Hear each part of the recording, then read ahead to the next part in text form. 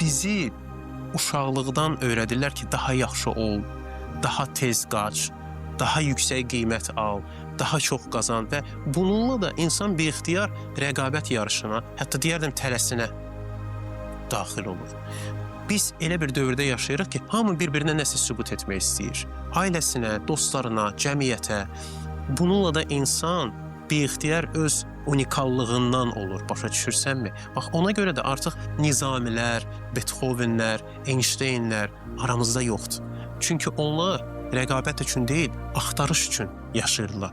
Onlar başqalarını keçmək istəmədilər. Öz daxilindəki o sükutu, həqiqəti, səhvləri dərk etmək istəyirdilər. Onlar cəsarətlə demək olar ki, tələsirdilər. Amma rəqabətdə önə keçmək üçün deyil, öz ideyalarını reallaşdırmaq məqsədi ilə tələsirdilər.